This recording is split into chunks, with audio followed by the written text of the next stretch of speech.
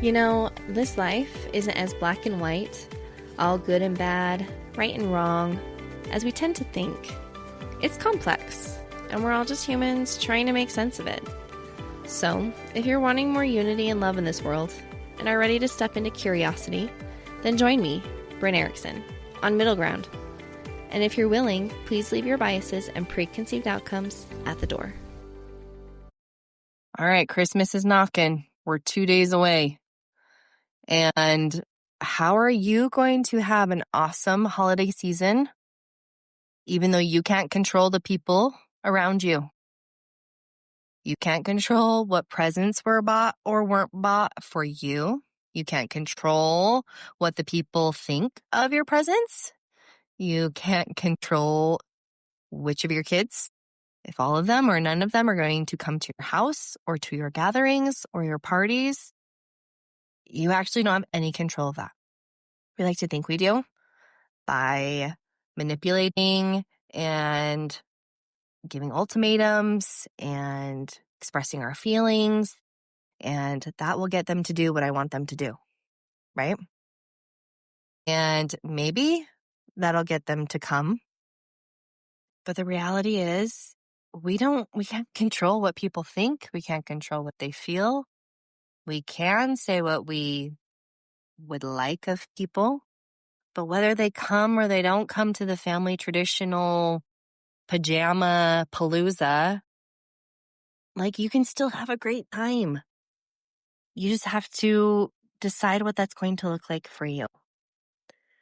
And I have thought a lot about presents, and we're still trying to figure out what we want Christmas to look like. And we really want it to be centered around Jesus Christ and around giving, and not so much about the presents. And I'm still trying to figure out what that can look like with my kids.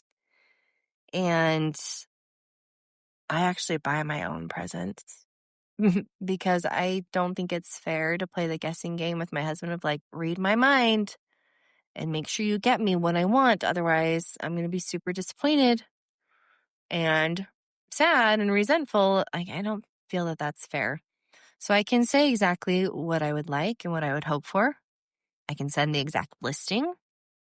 Maybe they'll get it and maybe they won't. But the only person that can really make sure I get what I want for Christmas is me.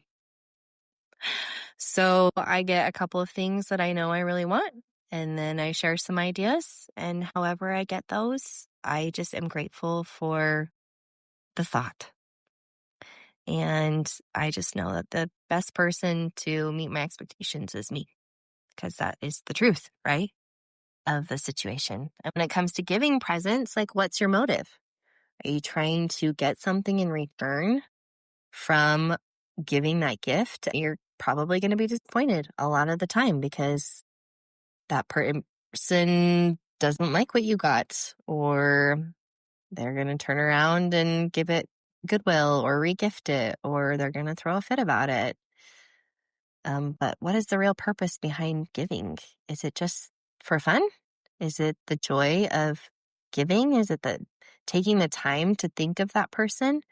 Even if you didn't get what they wanted, you took the time to think of what maybe would align with them and what could be something. And actually, my family does a gift exchange with the adults. There's 6 of us total. We don't even draw names. I'm just in charge of assigning who has who and mixing it up. And this year, I bought everything I wanted on Black Friday, and I didn't want just one more thing or for my dad to just figure something out. And I have a KitchenAid mixer that I use faithfully. I've had it for 14 years. And the speed switch, which is the on and off switch, doesn't turn off all the way. It stops at speed 2 and doesn't turn off beyond that. And I was really done using the power cord as my on-off. And I just thought, I bet my dad could get this fixed for me and figure that out. And that's what I asked for him for Christmas this year. And he did. He found a local repair place, took it in for me. He picked it up. He paid for it.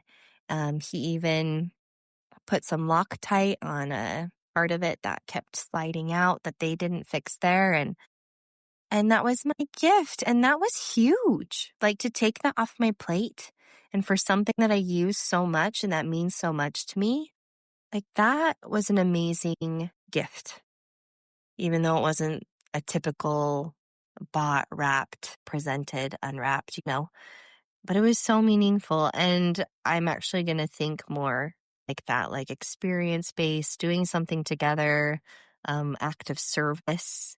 I think that was really fun. That was a fun way to be a receiver. And I'm going to be thinking more ways that I can give things like that. We've started giving more um, experience based, time based gifts to my parents. My in laws do that with all of their grandkids. It's so fun. They plan an activity to do with them in the new year, and they'll combine kiddos that are kind of close in age and our buddies, and they'll take them to do things and just making those memories, which is so cool. There's so many options. There's so many different ways of doing Christmas and holidays and traditions in general. When it comes to traditions, I think it's really important to remind ourselves why we started the tradition in the first place.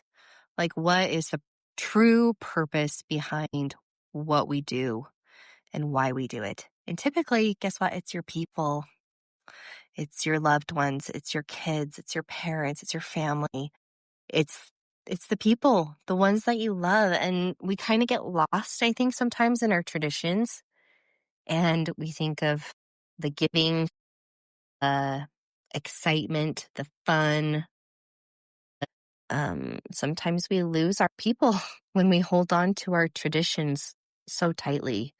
And I think it's okay to evolve in our traditions, especially as our families are evolving.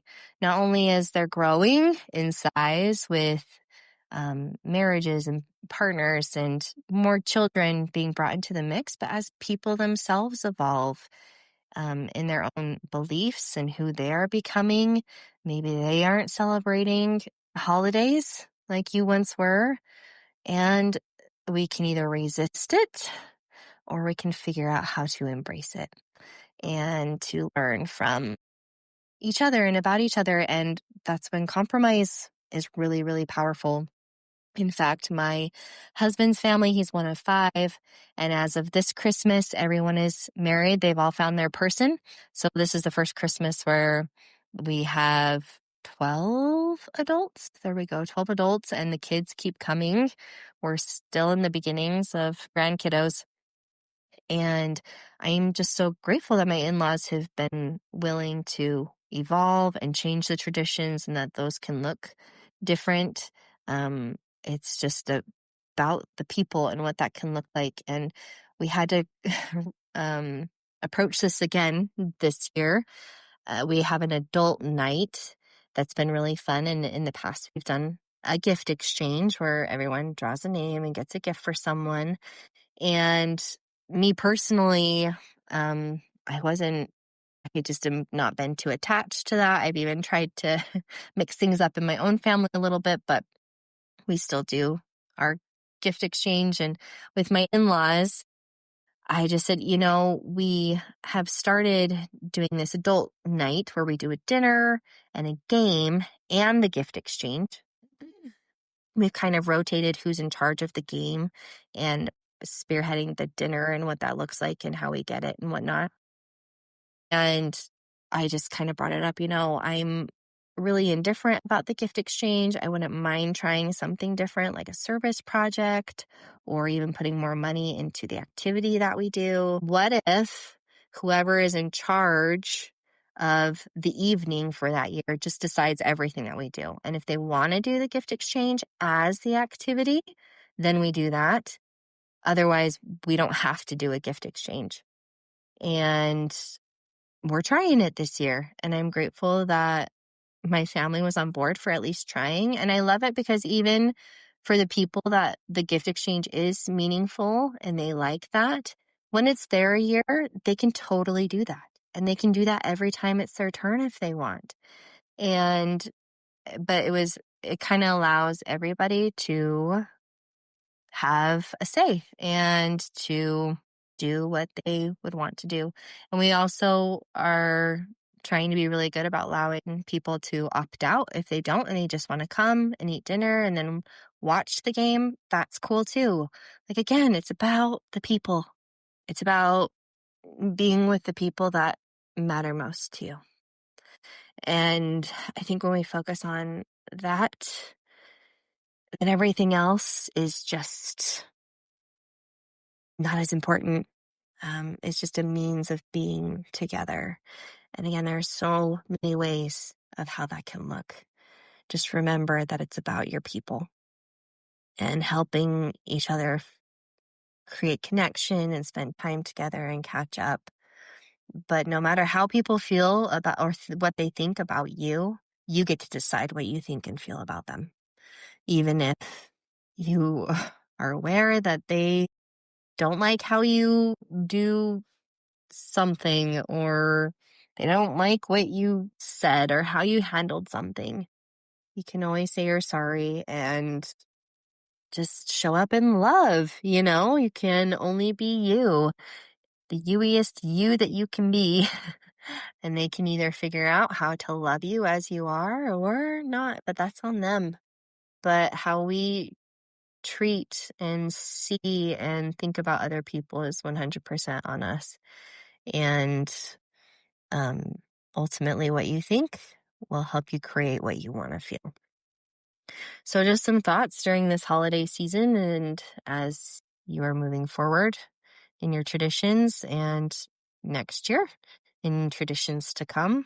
And as your families are evolving and changing, I encourage you to figure out ways to embrace it and to collaborate and evolve as we are meant to do here in this life. And it is a beautiful thing. So wishing you luck. You've totally got this. And I hope you have a beautiful rest of 2025 and a lovely holiday season. Cheering you on. Before you go, if this episode resonated with you, or perhaps someone came to mind that you could share it with, if you wouldn't mind sharing, that would be amazing. Or you can leave a review or follow the Middle Ground podcast. All of these things will help the algorithm, because that is a real thing, allow people to find my podcasting community so much easier, and is essential for the growth of this podcast, and I would appreciate it so much. So remember, stay curious, spread love, and I hope you have an amazing day, evening, wherever you are, whatever you are doing.